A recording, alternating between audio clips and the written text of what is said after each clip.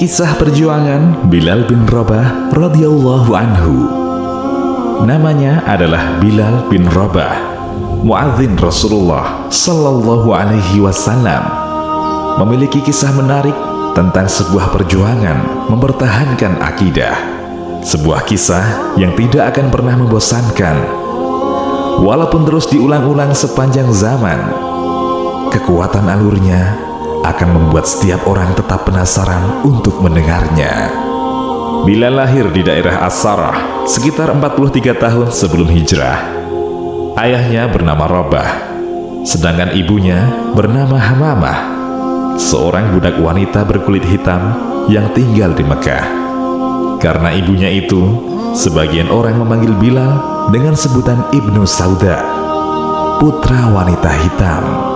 Bilal dibesarkan di kota Ummul Qura, yakni Makkah, sebagai seorang budak milik keluarga Bani Abduddar. Saat ayah mereka meninggal, Bilal diwariskan kepada Umayyah bin Khalaf, seorang tokoh penting kaum kafir. Ketika Makkah diterangi cahaya agama baru dan Rasul yang agung sallallahu alaihi wasallam mulai mengumandangkan seruan kalimat tauhid, Bilal adalah termasuk orang-orang pertama yang memeluk Islam.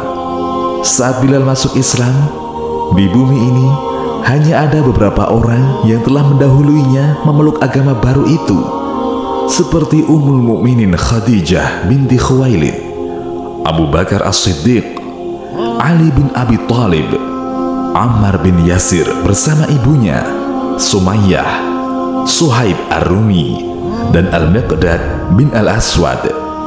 Bilal merasakan penganiayaan orang-orang musyrik yang lebih berat dari siapapun.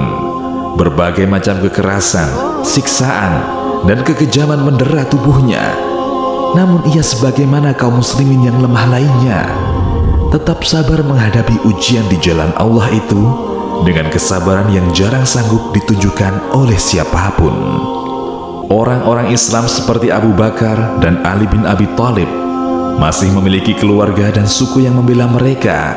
Akan tetapi, orang-orang yang tertindas, yakni mustad'afun dari kalangan hamba sahaya dan budak itu, tidak memiliki siapapun. Sehingga orang-orang Quraisy menyiksanya tanpa belas kasihan. Quraisy ingin menjadikan penyiksaan atas mereka sebagai contoh dan pelajaran bagi setiap orang yang ingin mengikuti ajaran Muhammad. Kaum yang tertindas itu disiksa oleh orang-orang kafir Quraisy yang berhati sangat kejam dan tak mengenal kasih sayang, seperti Abu Jahal yang telah menodai dirinya dengan membunuh Sumayyah. Ia sempat menghina dan mencaci maki, kemudian menghunjamkan tombaknya pada perut Sumayyah hingga menembus punggung, dan gugurlah syuhada pertama dalam sejarah Islam. Sementara itu, saudara-saudara seperjuangan Sumayyah, terutama Bilal bin Rabah, terus disiksa oleh Quraisy tanpa henti. Biasanya, apabila matahari tepat di atas ubun-ubun dan padang pasir Mekah berubah menjadi perapian yang begitu menyengat, orang-orang Quraisy itu mulai membuka pakaian orang-orang Islam yang tertindas itu, lalu memakaikan baju besi pada mereka dan membiarkan mereka terbakar oleh sengatan matahari yang terasa semakin terik. Tidak cukup sampai di sana, orang-orang Quraisy itu mencambuk tubuh mereka sambil memaksa mereka mencaci maki Muhammad. Ada kalanya saat siksaan terasa begitu berat dan kekuatan tubuh orang-orang Islam yang tertindas itu semakin lemah untuk menahannya, mereka pun mengikuti kemauan orang-orang Quraisy yang menyiksa mereka secara lahir, sementara hatinya tetap pasrah kepada Allah dan Rasul-Nya, kecuali Bilal. Semoga Allah meridhoinya. Baginya, penderitaan itu masih terasa terlalu ringan jika dibandingkan dengan kecintaannya kepada Allah dan perjuangan di jalannya. Orang Quraisy yang paling banyak menyiksa Bilal adalah Umayyah bin Khalaf bersama para algojonya. Mereka menghantam punggung telanjang Bilal dengan cambuk. Namun Bilal hanya berkata, "Ahadun ahad, Allah Maha Esa." Mereka menindih dada telanjang Bilal dengan batu besar yang panas. Bilal pun hanya berkata, "Ahadun ahad, ahadun ahad." mereka semakin meningkatkan penyiksaannya. Namun Bilal tetap mengatakan, Ahadun Ahad. Mereka memaksa Bilal agar memuji Lata dan Uzza, tapi Bilal justru memuji nama Allah dan Rasulnya. Mereka terus memaksanya. Ikutilah yang kami katakan. Bilal menjawab, lidahku tidak bisa mengatakannya. Jawaban ini membuat siksaan mereka semakin hebat dan keras. Apabila merasa lelah dan bosan menyiksa, sang tiran Umayyah bin Khalaf mengikat leher Bilal dengan tali yang kasar, lalu menyerahkannya kepada sejumlah orang tak berbudi dan anak-anak agar menariknya di jalanan dan menyeretnya di sepanjang Abdah Makkah. Sementara itu, Bilal menikmati siksaan yang diterimanya karena membela ajaran Allah dan Rasulnya. Ia terus mengumandangkan pernyataan agungnya, Ahadun Ahad, Ahadun Ahad. Ia terus mengulang-ulangnya tanpa merasa bosan dan lelah. Suatu ketika, Abu Bakar radhiyallahu anhu mengajukan penawaran kepada Umayyah bin Khalaf untuk membeli Bilal darinya. Umayyah menaikkan harga berlipat ganda. Ia mengira Abu Bakar tidak akan mau membayarnya, tapi ternyata Abu Bakar setuju, walaupun harus mengeluarkan 9 uqiyah emas. Selesai transaksi, Umayyah berkata kepada Abu Bakar, sebenarnya, kalau engkau menawar sampai 1 uqiyah pun, maka aku tidak akan ragu untuk menjualnya. Abu Bakar membalas, seandainya engkau memberi tawaran sampai 100 uqiyah pun, maka aku tidak akan ragu untuk membelinya. Ketika Abu Bakar memberitahu Rasulullah Shallallahu Alaihi Wasallam, ia telah membeli sekaligus menyelamatkan Bilal dari cengkeraman para penyiksanya. Rasulullah Shallallahu Alaihi Wasallam berkata kepada Abu Bakar, kalau begitu, biarkan aku bersekutu denganmu untuk membayarnya, wahai Abu Bakar. As-Siddiq radhiyallahu anhu menjawab, aku telah memerdekakannya, wahai Rasulullah. Setelah Rasulullah Shallallahu Alaihi Wasallam mengizinkan sahabat-sahabatnya untuk hijrah ke Madinah, mereka segera berhijrah, termasuk Bilal radhiyallahu anhu. Setibanya di Madinah, Bilal tinggal satu rumah dengan Abu Bakar dan Amr bin Fihr. Malangnya, mereka terkena penyakit demam.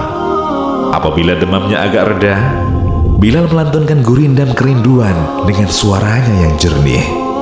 Duhai malangnya aku, akankah suatu malam nanti aku bermalam di Fakh, dikelilingi pohon Idhkir dan Jalil? Akankah suatu hari nanti aku minum air Mijannah? Akankah aku melihat lagi pegunungan Syamah dan Tafil?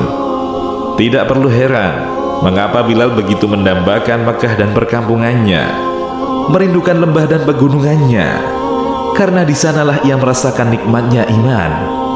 Di sanalah ia menikmati segala bentuk siksaan untuk mendapatkan keridhaan Allah. Di sanalah ia berhasil melawan nafsu dan godaan setan. Bilal tinggal di Madinah dengan tenang dan jauh dari jangkauan orang-orang Quraisy yang kerap menyiksanya. Kini ia mencurahkan segenap perhatiannya untuk menyertai Nabi sekaligus kekasihnya Muhammad Sallallahu Alaihi Wasallam. Bilal selalu mengikuti Rasulullah Sallallahu Alaihi Wasallam kemanapun beliau pergi, selalu bersamanya saat sholat maupun ketika pergi untuk berjihad.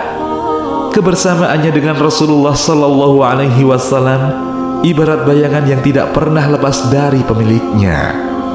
Ketika Rasulullah Sallallahu Alaihi Wasallam selesai membangun Masjid Nabawi di Madinah dan menetapkan azan, maka Bilal ditunjuk sebagai orang pertama yang mengumandangkan azan, yakni muadzin dalam sejarah Islam. Biasanya setelah mengumandangkan azan, Bilal berdiri di depan pintu rumah Rasulullah Sallallahu Alaihi Wasallam seraya berseru, Hayya 'alas salati, hayya 'alal falah. Mari melaksanakan salat, mari meraih keuntungan. Lalu ketika Rasulullah Sallallahu Alaihi Wasallam keluar dari rumah dan Bilal melihat beliau, Bilal segera melantunkan iqamah. Suatu ketika, Najasyi, Raja Habasyah, menghadiahkan 3 tombak pendek yang termasuk barang-barang paling istimewa miliknya kepada Rasulullah Sallallahu Alaihi Wasallam. Rasulullah Sallallahu Alaihi Wasallam mengambil 1 tombak, sementara sisanya diberikan kepada Ali bin Abi Thalib dan Umar bin Khattab. Tapi tidak lama kemudian, beliau memberikan tombak itu kepada Bilal. Sejak itu, selama Nabi hidup, Bilal selalu membawa tombak pendek itu kemana-mana. Ia membawanya dalam kesempatan 2 salat Id, Idul Fitri dan Idul Adha, dan salat istisqa, yakni salat mohon turun hujan, dan menancapkannya di hadapan beliau saat melakukan salat di luar masjid. Bilal menyertai Nabi Shallallahu Alaihi Wasallam dalam perang Badar. Ia menyaksikan dengan mata kepalanya sendiri bagaimana Allah memenuhi janjinya dan menolong tentaranya. Ia juga melihat langsung tewasnya para pembesar Quraisy yang pernah menyiksanya dengan hebat. Ia melihat Abu Jahal dan Umayyah bin Khalaf tersungkur berkalang tanah ditembus pedang kaum muslimin, dan darahnya mengalir deras karena tusukan tombak orang-orang yang mereka siksa dahulu. Ketika Rasulullah Shallallahu Alaihi Wasallam menaklukkan kota Makkah, beliau berjalan di depan pasukan hijaunya bersama sang pengumandang panggilan langit, Bilal bin Rabah. Saat masuk ke Ka'bah, beliau hanya ditemani 3 orang, yaitu Utsman bin Talhah, pembawa kunci Ka'bah, Usamah bin Zaid, yang dikenal sebagai kekasih Rasulullah Sallallahu Alaihi Wasallam dan putra dari kekasihnya, dan Bilal bin Rabah, muadzin Rasulullah Sallallahu Alaihi Wasallam. Salat zuhur telah tiba. Ribuan orang berkumpul di sekitar Rasulullah Sallallahu Alaihi Wasallam, termasuk orang-orang Quraisy yang baru masuk Islam saat itu. Baik dengan suka hati maupun terpaksa, semuanya menyaksikan pemandangan yang agung itu. Pada saat-saat yang sangat bersejarah itu, Rasulullah Sallallahu Alaihi Wasallam memanggil Bilal bin Rabah agar naik ke atap Ka'bah untuk mengumandangkan kalimat tauhid dari sana. Bilal melaksanakan perintah Rasulullah Sallallahu Alaihi Wasallam dengan senang hati, lalu mengumandangkan azan dengan suaranya yang bersih dan jelas. Ribuan pasang mata memandang ke arahnya, dan ribuan lidah mengikuti kalimat azan yang dikumandangkannya. Tetapi di sisi lain, orang-orang yang tidak beriman dengan sepenuh hatinya tak kuasa memendam hasad di dalam dada. Mereka merasa kedengkian telah merobek-robek hati mereka. Saat azan yang dikumandangkan Bilal sampai pada kalimat Asyhadu anna Muhammadar Rasulullah, aku bersaksi bahwa Muhammad adalah utusan Allah, Juwairiyah binti Abu Jahal bergumam, sungguh Allah telah mengangkat kedudukanmu. Memang kami tetap akan sholat, tapi demi Allah, kami tidak menyukai orang yang telah membunuh orang-orang yang kami sayangi. Maksudnya adalah ayahnya yang tewas dalam perang Badar. Khalid bin Usaid berkata, aku bersyukur kepada Allah yang telah memuliakan ayahku dengan tidak menyaksikan peristiwa ini. Kebetulan ayahnya meninggal sehari sebelum Rasulullah Sallallahu Alaihi Wasallam masuk ke kota Makkah. Sementara Al-Harith bin Hisham berkata, sungguh malang nasibku, mengapa aku tidak mati saja sebelum melihat hilal naik ke atas Ka'bah? Al-Hakam bin Abdul As berkata, demi Allah, ini musibah yang sangat besar. Seorang budak Bani Jummah bersuara di atas bangunan ini, yakni Ka'bah. Sementara Abu Sufyan yang berada di dekat mereka hanya berkata, aku tidak mengatakan apapun, karena kalau aku membuat pernyataan, walau hanya 1 kalimat, maka pasti akan sampai kepada Muhammad bin Abdullah. Bilal menjadi muadzin tetap selama Rasulullah Sallallahu Alaihi Wasallam hidup. Selama itu pula Rasulullah Sallallahu Alaihi Wasallam sangat menyukai suara yang saat disiksa dengan siksaan yang begitu berat di masa lalu. Ia melantunkan Ahadun Ahad, Allah Maha Esa. Sesaat setelah Rasulullah Sallallahu Alaihi Wasallam menghembuskan nafas terakhirnya, waktu sholat tiba. Bilal berdiri Bilal berdiri untuk mengumandangkan azan, sementara jasad Rasulullah Shallallahu Alaihi Wasallam masih terbungkus kain kafan dan belum dikebumikan. Saat Bilal sampai pada kalimat Asyhadu anna Muhammadar Rasulullah, aku bersaksi bahwa Muhammad adalah utusan Allah, tiba-tiba suaranya terhenti. Ia tidak sanggup mengangkat suaranya lagi. Kaum muslimin yang hadir di sana tak kuasa menahan tangis. Maka meledaklah suara isak tangis yang membuat suasana semakin mengharu biru. Sejak kepergian Rasulullah Sallallahu Alaihi Wasallam, Bilal hanya sanggup mengumandangkan azan selama 3 hari. Setiap sampai pada kalimat Asyhadu anna Muhammadar Rasulullah, aku bersaksi bahwa Muhammad adalah utusan Allah, ia langsung menangis terseduh-seduh. Begitu pula kaum muslimin yang mendengarnya larut dalam tangisan pilu. Karena itu Bilal memohon kepada Abu Bakar yang menggantikan posisi Rasulullah Shallallahu Alaihi Wasallam sebagai pemimpin agar diperkenankan tidak mengumandangkan azan lagi karena tidak sanggup melakukannya. Selain itu, Bilal juga meminta izin kepadanya untuk keluar dari kota Madinah dengan alasan berjihad di jalan Allah dan ikut berperang ke wilayah Syam. Awalnya As-Siddiq merasa ragu untuk mengabulkan permohonan Bilal sekaligus mengizinkannya keluar dari kota Madinah. Namun Bilal mendesaknya seraya berkata, "Jika dulu engkau membeliku untuk kepentingan dirimu sendiri, maka engkau berhak menahanku. Tapi jika engkau telah memerdekakanku karena Allah, maka biarkanlah aku bebas menuju kepadanya." Abu Bakar menjawab, "Demi Allah, aku benar-benar membelimu untuk Allah, dan aku memerdekakanmu juga karena Allah." Bilal menyahut, "Kalau begitu, aku tidak akan pernah mengumandangkan azan untuk siapapun setelah Rasulullah Shallallahu Alaihi Wasallam wafat." Abu Bakar menjawab, "Baiklah, aku mengabulkannya." Bilal pergi meninggalkan Madinah bersama pasukan pertama yang dikirim oleh Abu Bakar. Ia tinggal di daerah Daroya yang terletak tidak jauh dari kota Damaskus. Bilal benar-benar tidak mau mengumandangkan azan hingga kedatangan Umar bin Khattab ke wilayah Syam, yang kembali bertemu dengan Bilal radhiyallahu anhu setelah terpisah cukup lama. Umar sangat merindukan pertemuan dengan Bilal dan menaruh rasa hormat begitu besar kepadanya, sehingga jika ada yang menyebut-nyebut nama Abu Bakar As-Siddiq di depannya, maka Umar segera menimpalinya, yang artinya, "Abu Bakar adalah tuan kita dan telah memerdekakan tuan kita." Maksudnya Bilal. Dalam kesempatan pertemuan tersebut, sejumlah sahabat mendesak Bilal agar mau mengumandangkan azan di hadapan Al-Faruq Umar bin Khattab.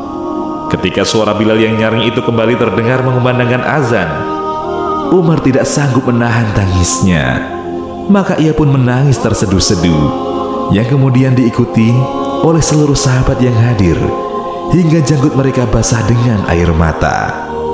Suara Bilal membangkitkan segenap kerinduan mereka kepada masa-masa kehidupan yang dilewati di Madinah bersama Rasulullah Sallallahu Alaihi Wasallam.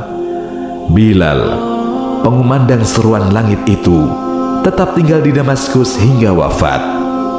Demikian, wallahu a'lam.